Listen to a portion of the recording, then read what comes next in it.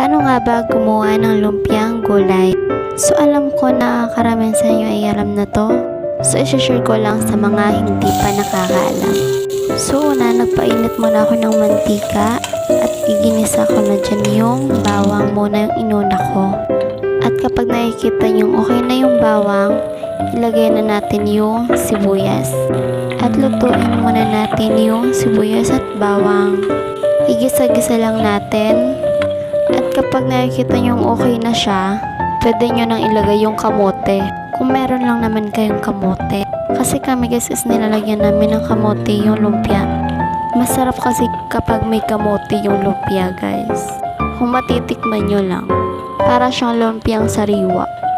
Igisa-gisa lang muna natin yan. At pag okay na nga yung kamote, ilagay na natin yung carrots. So ilagay ko na nga yung carrots. At igisa-gisa lang natin yan hanggang sa maluto. Baka nga pala guys, kung nakikita nyo is mahaba yung pakapiraso ng carrots at kamote. Nasa inyo po yun kung pipinuhin nyo yung paghiwa ng kamote at carrots. So bali ako, hindi ko na pinino siya or tinanta para mas madali. At kapag okay na nga is nilagyan ko na nga pala yan ng tubig at minta lang guys na tubig. At isinunod na natin yung bell pepper at repolyo. Kung napapansin nyo guys, may repolyo ang ating lumpia at napakalaki ng hiwa. Mas masarap kasi guys kapag kompleto yung gulay na ilalagay mo sa lumpiang. Kaya nga lumpiang gulay, diba? At igisa-gisa lang natin yan guys hanggang sa maluto yung gulay. At kapag nakita nyo yung okay na yung repolyo at carrots kamote, ilagay na natin yung ating sprouted. So madami pala yung gulay natin kasi yung iba hindi naman natin iuubos dun sa pagbalot sa wrapper. Iuulam daw ni Papa. Kasi favorite niya to. After nga dun guys, is nilagyan ko na siya ng magic sarap ulit at oyster sauce. At halu-haluin lang natin at hanggang sa mag-mix silang lahat.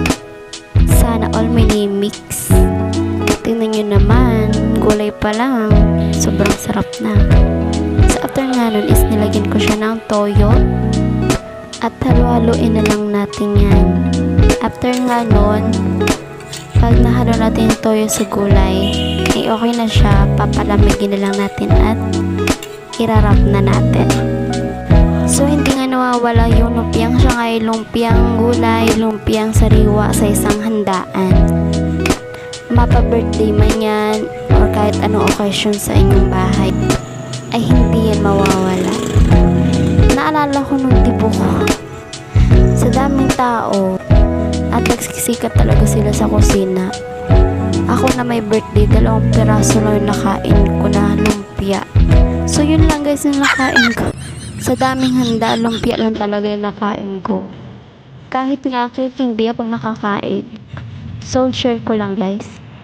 May iba tayo. Aminin nyo guys. Sa handaan, una nyong kinukuha ay yung lumpia. Kasi naman, masarap naman talaga yung lumpia. Kahit ako naman, inuna ko talaga yung lumpia. Para sa akin, hindi ko papahuli yung lumpia sa handaan. Kapag may occasion sa amin, hindi pwedeng walang lumpia talaga. Kasi yung mga kasama namin, yung talagang hinahanap nila. So, fast forward tayo guys. Dahil nagpainit na tayo dyan ng mantika. At tumalit na kawali na tayo nagprito ng ating lumpia. Pagpasensya nyo na guys, yung kawali natin naitim na kasi luma na siya. At sa mga lumpia guys, is meron tayong iba't ibang klaseng pagbabalot. Kami, simple lang yung pagbalot namin. Hindi yung nakikita yung sa Chowking, ganyan. Binaliktad ko na nga pala guys kasi baka masunog nga. At pagkatapos nga natin magprito ay gagawin naman tayo ng ating sausawan. Suka nga pala yung sausawan namin dito at nagkayak lang pala ako ng sibuyas at bawang. 3 sibuyas pala yung gamit namin dyan at 1 pirasong bawang.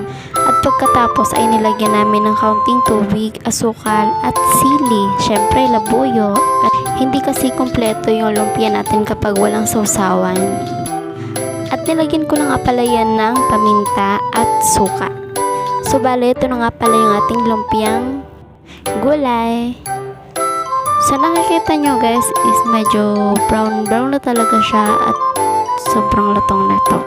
Masarap kainin kapag bagong luto kasi crunchy siya, sobrang lutong at sobrang sarap. Bagay na nga pala ito sa ating ginawang sausawan. Yun lamang nga guys, at kung nagustuhan nyo itong video na to, don't forget to subscribe, like, and share for more updated videos. Thanks so much for watching. See you in next video.